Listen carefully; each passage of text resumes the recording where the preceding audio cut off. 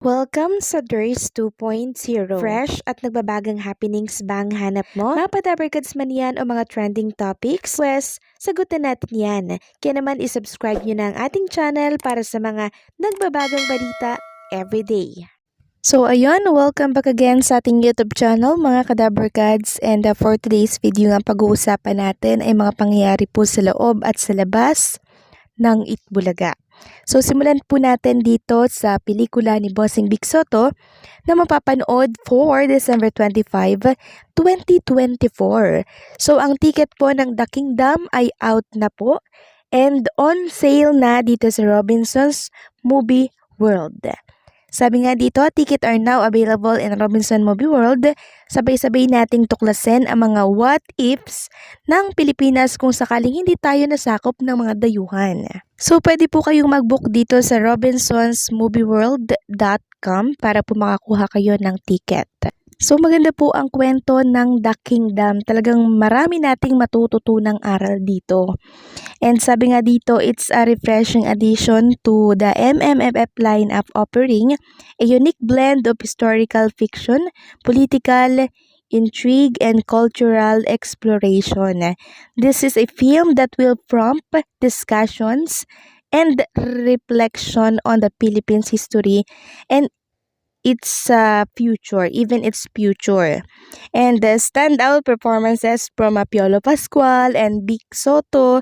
This film is an epic cinematic experience, making it worth watching on the big screen in MMFF 2024. And lastly, sabi dito, crafted with meticulous attention to detail, the film invites viewers to all age to lose themselves in the captivating world of Kalayaan. And sa December 21 po mga kadabarkads ay magkakaroon po ng Parade of Stars para po sa Metro Manila Film Festival. So syempre kabilang dyan si Bossing Vic Soto.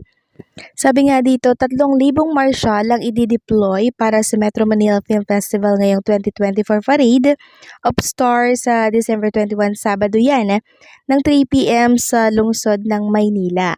Yung usual na ginagawa natin daw na may nakapalibot daw silang tao sa mga float para huwag dumugin to avoid accident. Sabi po yan ni MMDA Chairman and concurrent MMFF Execom Chairman Attorney Romando Don Artes, para daw po maiwasan yung aksidente na tinatawag. So pinagbabawal daw po dito mga kadabarkads yung maghagis ng kahit na ano kasi mahirap pag may inihagis daw like t-shirt tapos bumagsak malapit sa float baka lusubin, mag-agawan, masagasaan. So pinagbabawal daw po nila yon.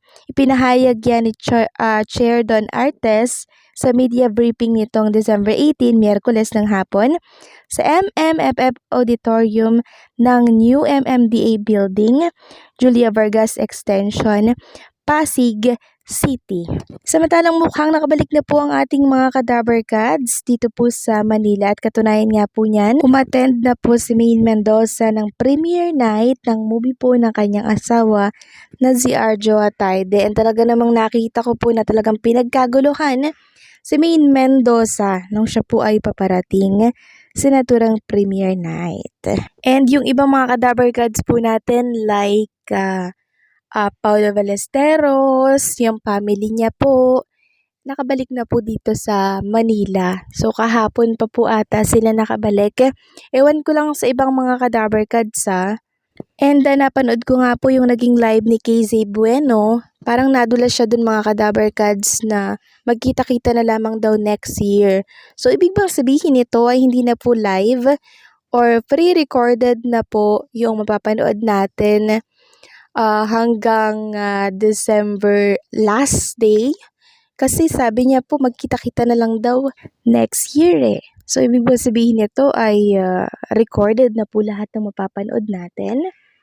Well, di natin sure yan pero check na lang din po natin. Mahirap kasing mag-conclude agad or magsigurado po agad kasi mamaya 'di ba live sila tapos bukas. So check na lang din natin since nakauwi na po ang mga Dabber Cards natin. Pero malaki ang posibilidad ha na mga recorded na po yung mapapanood natin kasi this holidays, napaka-busy po ng mga schedule ng Dabber Cards natin. Syempre, may mga magbe-vacation dyan, di ba? Kaya siguro by January 1 or basta first day ng January. So, tradition na po kasi ng Itbulaga na mag-live sila. First day po ng January. Basta may hindi weekend basta weekday siya. Nagla-live po ang Itbulaga pag January. Tradition na po nila yun. Alam niyo po yun kung kayo ay isang lehitimong Dabber Cards. Samantalang pag-usapan naman natin itong aking nabasa po sa Facebook. Kakapost lang nito mula ito sa isang page. Sabi dito, Bench Manalo wala sa wedding ng kanyang ama na si Jose Manalo. Ilang mga photos ni Bench ang makikitang nasa ibang bansa ito. Kaya naman may mga netizens ang nagtatanong kung bakit hindi ito umattend sa kasal ng kanyang ama sa Boracay. Ayon sa usapan ng mga netizen, maayos naman daw ang relasyon ni Bench sa kanyang ama. Comment ng mga netizens sa Reddit. Umattend kaya yung mga anak niya? Hindi ko kasi nakita sa SDE nila. Wala daw si Bench Manalo nasa ibang bansa nung day na kinasal si Jose. Hindi din daw in good terms mga junakis niya and si Jose. Feeling ko hindi na din niya in-invite yung mga anak niya. So ayan nakasulat dito, hindi na daw in-invite yung mga anak. Di umano. Based sa latest interview nila Lovely at Bench kay Tito Boy, okay relationship nila kay Jose pero sila Nico siguro may tampuhan. Kung ano man ang totoo, tanging si Jose lamang ang nakakaalam. Umaasa naman ang mga netizen na magiging masaya ang lahat sa bandang huli. So kung ano man po yung tampuhan na yon mga ka-Dabber Cards, sana bandang huli, maayos po nila yan kasi life is too short, di ba? And sana hayaan nilang maging masaya itong si Jose Manalo since hindi naman nagkulang itong si Jose Manalo sa kanila. Sabi nga ng isang netizen dito sa comment section, no? Nung sumikat si Jose, no, naalala kong ginamit ng asawa niya kasikatan ni Jose, madami siyang naging utang at iba pa si Jose, pinagbabayad. Kaya nawala si Jose sa EB noon dahil sa issue ng asawa niya. Binalita ngayon sa GMA noon na may kaso asawa niya kaya yun dahilan naghiwalay sila. Matagal ng panahon na yon, dalaga pa ako noon.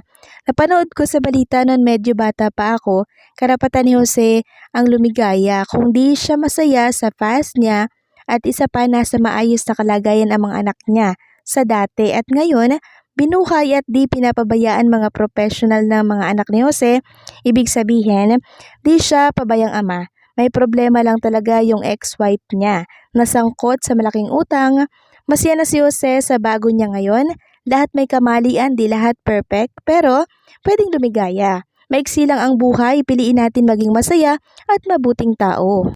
So yun nga po ang sinasabi ko, piliing maging mabuti at maging masaya kasi maiksi lang ang buhay, hayaan din nila na lumigaya din po yung kaniyang ama. Diba? Kung ano man yung tampuhan na meron sila, sana po maayos na ito very soon.